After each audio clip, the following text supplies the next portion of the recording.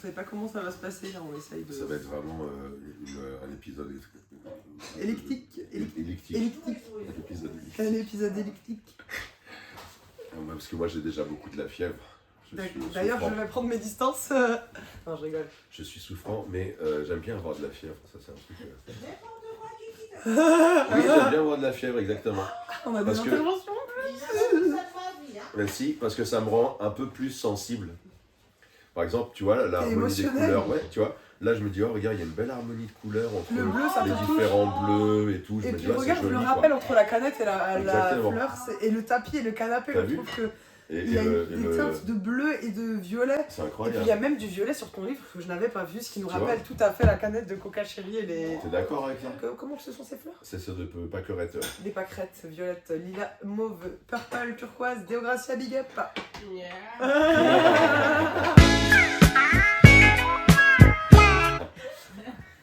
Et donc voilà, c'est pour ça que j'aime bien avoir de la fièvre. Après, ça met dans un état indescriptible que je n'apprécie pas, mais c'est comme ça. Ceci dit, ça ne va pas nous empêcher de faire notre épisode 11. De ce que j'en dis. C'est ça. That's what I say. That's what I say. That's what I say, yeah. Donc premier de l'année. First of the year. Premier de la deuxième dizaine. Premier de la deuxième dizaine, les vidéos de ces dernières vidéos ont été très rapprochées. Grâce à vraiment une investigation. Non, un investissement. Un investissement. Ouais. Waouh. Ouais. Waouh, je te laisse prendre la parole. Non, mais vas-y, grâce à un investissement, vas-y, continue. Parce qu'on s'est vraiment investi, quoi. Je veux dire, Ah, j'ai c'est donné de mon temps, de ma personne. Il m'a dit, vas-y, Charlotte, j'ai déjà lu 5 bouquins. Faut que tu viennes, on va être débordés. Je suis venue. Moi, c'est ça, en Pour fait, éviter comme le je suis débordement. aussi en arrêt de travail, j'ai que ça à faire toute la journée, de lire des bouquins. C'est ce que je fais. Voilà. J'ai des bouquins. Donc là, effectivement, j'en ai lu 6 en tout. 1, 2, 3, 4, 5, 6. Donc aujourd'hui, il y aura énormément de bruit parasite. C'est un nouveau concept. À partir de l'épisode 11, on a décidé de le faire dans les conditions du réel, avec des bruits parasites, des gens qui vont surgir comme ça en faisant des cris. Ou pas.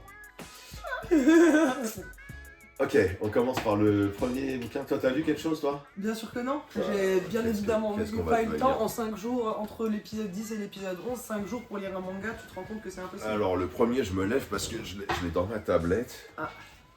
Saisis-toi de ta tablette. Il était vachement marrant. C'est Dernier gueuleton avant la fin du monde, Ok. de Jonas Jonasson. Est-ce que je le retrouve là? Ouais, il est là. De Jonas Jonasson. Je crois que c'est aux Presses de la Cité. Jonas Jonasson, il a écrit 6 bouquins. Moi, j'avais juste lu le premier, que j'avais beaucoup kiffé, qui s'appelait L'histoire du vieux qui ne voulait pas fêter son anniversaire. Ah ouais. Grand succès de librairie, il a été repris au cinéma et tout. Et puis après, je sais pas, j'ai plus pensé à ce garçon. J'ai oublié. Et là, j'ai vu qu'il y avait ça, Dernier gueuleton avant la fin du monde. Je trouvais ça rigolo l'idée, tu vois. Et le bouquin est super drôle, super drôle. C'est l'histoire d'une nana, elle prophétise que la fin du monde, genre elle va arriver dans 10 jours. Ok. Et elle décide de se suicider. Ah. Ouais. Et malheureusement, il y a ce type, Johan, qui est le mec, un des mecs les plus teubés de la Terre. Ok. Et genre, il sait pas conduire. Son frère lui a acheté un camping-car, mais lui, il sait pas faire la différence entre l'accélérateur et le frein. Et genre, il emboutit la caravane de la nana, qui du coup peut pas se suicider. Ouais. Et ils partent dans un road trip assez ouf, où ils veulent donner des leçons morales aux gens méchants avant la fin du monde. Ok. Et c'est vachement rigolo, c'est très très très très drôle. Le gars a un talent insoupçonné pour la cuisine. Ok. Dans son camping-car, il a une cuisine aménagée et il fait des repas phénoménaux, vraiment, à chaque fois. Et puis après, il rencontre une autre nana. Donc, tu vois, c'est le principe du road trip, c'est qu'il rencontre chaque fois des nouveaux gens et les gens ils viennent dans l'histoire. Une nana qui a 70 ans passés et qui a sur le web, elle est influenceuse mode. Ok. Mais elle fait que des trucs fake. Genre, c'est une petite meuf de 20 ans qui fait le tour du monde. Mais en fait, elle a 70 piges. Elle a 70 piges, elle bouge pas de chez elle, quoi, tu vois. Ok. Et voilà, donc un bouquin très très drôle. Qui m'a fait regretter d'avoir manqué 4 bouquins de Jonas Jonasson. Alors bon. Tu peux te rattraper. Te rattraper, c'est difficile avec tout ce qui sort. Mais le 7ème, je le lirai. Tu le liras. Les prochains, tu seras à la fin des prochains. Voilà. Ensuite, celui-là, je l'ai en papier. Et j'en suis très fier. Je peux dire les choses. Black Music Justice de Fabrice Epstein. qui est, je ne vais pas dire un ami, il ne faut pas exagérer, mais quelqu'un que j'aime beaucoup, qui avait déjà écrit ici, là, quelque part, Rock'n'Roll Justice. En fait, il est chroniqueur, à Rock et Folk, et il est avocat au barreau de Paris, prof d'élocution à l'ESSEC. Et l'ESSEC, ça se dit comme ça, je crois. Hein. Moi, je suis pas dans le truc, mais enfin bref, le type, il a des compétences. L'ESSEC, c'est ça. Prof d'éloquence, pas d'élocution. Pas mal aussi là-dessus. Et donc, il est très très sympa. J'ai eu l'occasion de l'interviewer à la sortie de son premier bouquin. C'était pendant le Covid. On avait passé un très très bon moment. Et donc, dans Rock'n'Roll Justice, il racontait des chroniques judiciaires en rapport avec le monde du rock et la justice, quoi.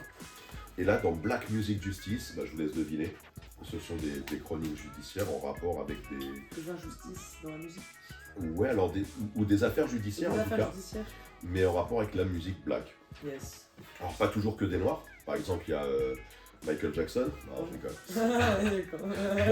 Il y a aussi Orelsan, par exemple. Ah, il y a plus d'une cinquantaine de chroniques avec des très très belles photos. Voilà. Le livre est très beau, il est immensément bleu, j'aime beaucoup. C'est un beau livre, donc de Fabrice Epstein, à la manufacture de livres. Je le remets avec son petit copain derrière. Voilà. J'attends le troisième avec impatience. Donc le troisième, il va parler des affaires judiciaires. Ah je le dis. Je dis pas, vas-y, ne spoil pas, on verra au troisième. Ce sera la surprise de Big Surprise. Ouais, mais il va être très très bien aussi, très très bien.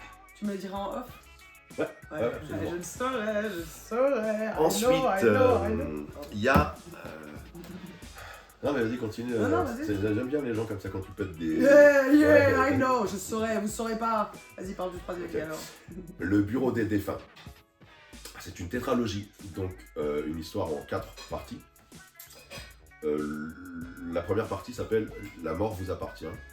Votre mort nous appartient. C'est un bouquin de science-fiction qui est super délirant. Donc ça se passe dans l'avenir, tout ça. On vit dans une société où on a réussi à éradiquer la mort. Okay. Grâce à la science, les gens sont capables de se rappeler complètement de ta mémoire, de ta personnalité, grâce à une petite puce que tu as dans le cerveau, etc. Ils sont capables, grâce à des cellules souches, de pouvoir recréer des organes, des membres, des machins, ce qui fait que la mort existe. Okay. Et notre héros, là, je ne me rappelle plus comment il s'appelle, Roy Van-Cook, c'est pour ça que je ne me rappelle plus comment il s'appelle, lui, il a envie de mourir. Il veut mourir, lui, il a envie de mourir, et donc il va au bureau des suicides. Ah, il y a un bureau des suicides. Ouais, il y a un bureau des suicides, et il dit, ouais, voilà, j'en peux plus, j'ai envie de mourir, quoi. Et les gars, ils disent, bon, ok, tu reviens dans 6 mois, tu pourras te suicider dans 6 mois, quoi. Et il dit, ah non, c'est dans 6 mois, quoi. Et donc le gars, il saute dans lui-même, et il est ressuscité. Ouais. Il est ressuscité et il est condamné à travailler pendant 107 ans dans un bureau de l'administration. Parce qu'il s'est suicidé? Ouais. Ça a permis de se suicider? Bah ouais. Et donc il est condamné à travailler pendant 107 ans. Oh, alors que le mec, 6 mois c'était trop long d'attendre, il va devoir taffer pendant 107 ans au bureau. C'est ça. Et il choisit de travailler dans le bureau des défunts. Okay. Et là il découvre plein de trucs extraordinaires sur la façon dont sont archiver les mémoires des personnes qui sont mortes. Okay. Et c'est un bouquin, mais alors qui est prenant d'une force. Et donc c'est l'Alchimiste édition, je parle toujours de l'Alchimiste. Ouais, l'Alchimiste pour les collègues. L'Alchimiste édition. Maman, ça a sorti le mixeur, j'en peux plus. Les bruits parasites, on vous avait dit. Les bruits parasites, j'en peux plus ouf. Hein. Là, le mixeur, quoi. T'as jamais. Non, écoute bien. On est la seule émission de chronique littéraire où t'entends des mixeurs. Les mixeurs en français. Ça, il n'y en a pas d'autres. Ah, il n'y en a pas d'autres. Vas-y, cherche. Je sais pas parler à côté. Et voilà, quelqu'un qui sait pas parler. Et même le mec qui sait parler, il confond éloquence et élocution. Waouh. Ouais, ça s'arrête. Non, c'est bon.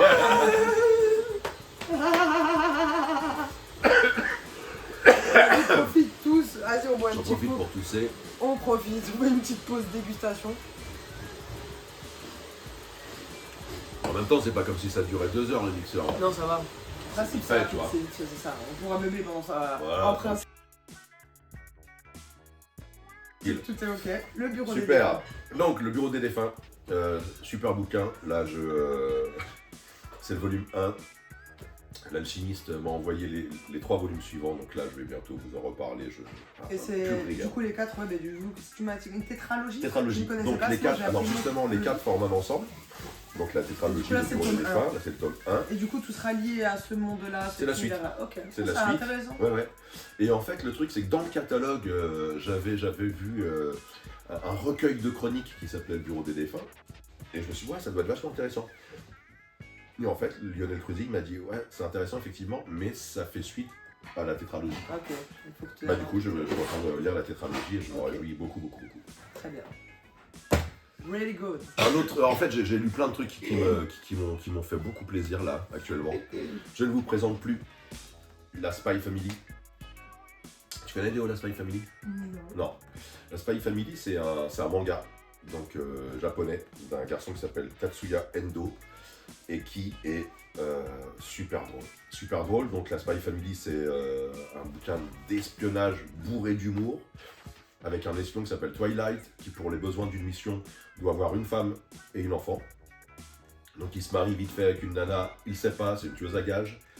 Et il adopte vite fait une petite fille dans un orphelinat, il sait pas, c'est une enfant télépathe sur qui on a fait des expériences, etc. Et donc c'est une famille super loufoque, très drôle.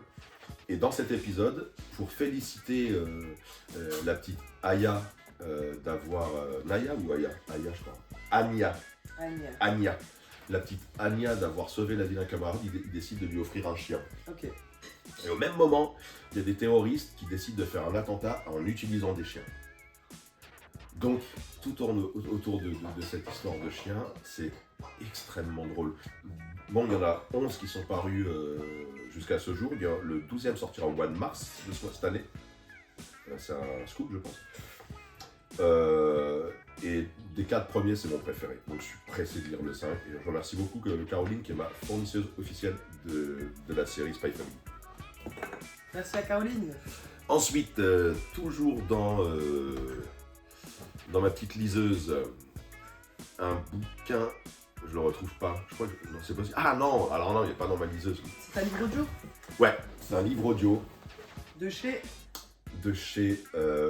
Audiolib, je crois. Non, Lizzie. Lizzie. Un bouquin de Raphaël Giordano, Okay. qui est une autrice très connue, autrice feel good, donc de littérature, tu vois, genre bienfaisante, machin, un petit peu développement personnel comme ça. J'avais lu le bazar du zèbre à pois, que j'avais beaucoup aimé. Et là, quand j'ai vu qu'il y avait celui-là qui s'appelle Heureux les fêlés car ils laissent passer la lumière, je me suis dit, ouais, c'est sympa ce titre. Sympa, ouais, Alors, effectivement, le titre est sympa, le bouquin est nul à chier. Non, Ah, j'ai une tuerie. je m'attendais pas à ça. J'ai rarement lu un truc aussi mauvais. Ah. Généralement, quand je dis de bouquins qui sont mauvais, c'est souvent des mecs auto-édités parce que il n'y a pas de travail derrière, ils n'ont pas été conseillés, machin et tout.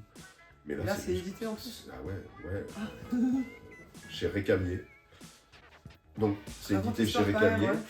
Alors, l'histoire. Et donc, ça a été repris en audio sur. Alors, c'est-à-dire qu'il y a plein de gens à qui ça plaît. Hein. Ouais, voilà, donc je ne vais pas me faire que des amis avec ce que je viens de dire là, mais c'est une réalité. L'histoire, donc, c'est une nana qui est genre architecte d'intérieur. Ou non, ou architecte d'intérieur. Et qui doit travailler sur un chantier avec un type qui est architecte paysagiste, un truc comme ça. Et donc ils sont tous les deux ensemble sur ce chantier. Et tous les deux, ils ont des faiblesses, des angoisses, des fêlures, tu vois? Des petits traumas d'enfants. Ouais, exactement. Et alors c'est dur, alors ils essayent de se découvrir mais ils n'osent pas. Le mec il a 30 ans, il parle à sa bite pour se rassurer. Je te jure, carrément sa bite elle s'appelle Maverick. Il parle à sa bite. Enfin, c'est complètement con. J'ai rarement lu des trucs aussi mièvres. Après, j'ai parfois une certaine appétence pour la mièvrerie. Par exemple, il y a une autrice qui s'appelle Marie-Bernadette Dupuis, qui écrit des trucs d'une grande mièvrerie. Mais écoute, ça me fait du bien. Ouais. Ça me rassure, ça me permet de me détendre et tout. Mais là, ça t'a pas Là, non, j'ai fait que soupirer, genre. Je te jure. Et en plus, je l'ai écouté. Alors normalement, je prends des livres audio pour écouter dans ma voiture. Ouais. Mais là, étant donné que à cause de mon problème, je peux pas être dans ma voiture. Donc, genre, je me pose là dans le canapé et j'écoute le des truc. livres Quoi. audio, ouais. Et je me dis, mais comment je suis en train de perdre des heures de vie, quoi. Carrément. Voilà, c'est rare hein, que je sois pas dithyrambique, mais là, Ça t'a pas c'est vraiment, c'est pas que ça m'a pas plu, c'est que ça m'a déplu. Déplu, carrément, ouais. Ça m'a vraiment déplu. Quoi. Ça arrive, ça arrive. Ouais, et le dernier, c'est un bouquin que j'ai reçu grâce à Babelio dans la dernière masse critique. Je bois un petit coup.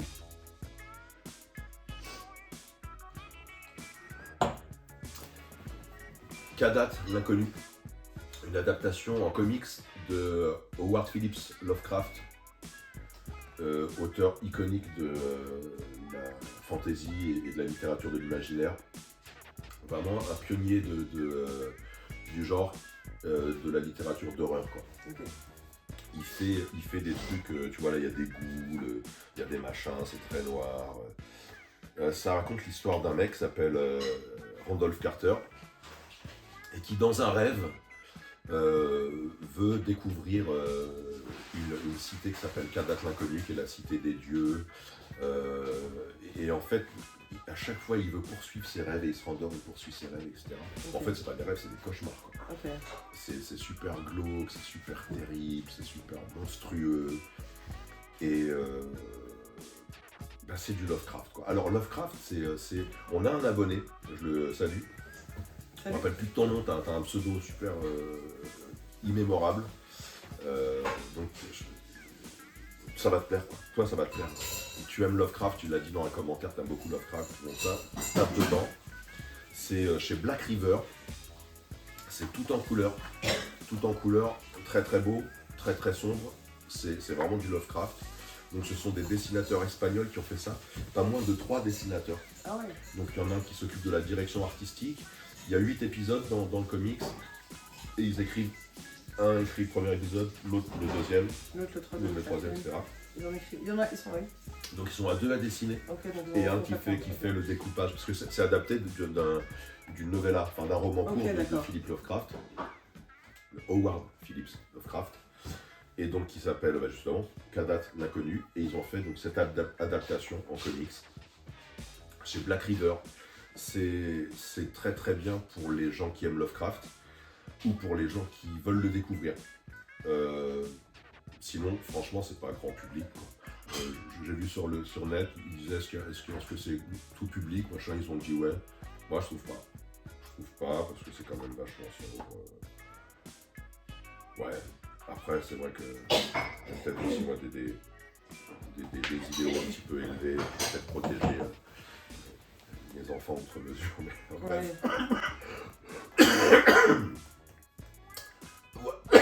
T'as eu tous. Calme-toi. C'est pour ça qu'il n'y a pas d'introduction. On voulait faire une introduction de ouf dans le jardin et tout. Ouais, en fait, comme je suis mourant. On va le faire assez calmement. Comme je suis mourant, on va pas le faire, quoi. Donc voilà, c'était les lectures de cette fin d'année 2023. Du coup, ouais. Et donc on va se retrouver bientôt. Pour les débuts de l'année 2023. On vous souhaite 2024, pas une bonne année. Ouais, 2024. On vous souhaite pas une bonne année parce que vous avez remarqué, c'est pire d'année en année. Hein. On va pas tomber dans l'hypocrisie. Faites ce que vous pouvez, essayez de tenir le coup. Force, on va vous dire force. Ouais, et en attendant, rappelez-vous peut-être cette lecture cette citation de Cicéron qui a dit que tant qu'on a un jardin et des livres, on a tout ce qu'il faut pour être heureux. Ah, bah si Cicéron. Désolé si vous n'avez pas de jardin. Si Cicéron l'a dit, on va être d'accord avec lui. Et je n'ai pas de jardin. À bientôt les amis. On entend bien l'eau qui coule là, c'est bien la vaisselle là, c'est ça.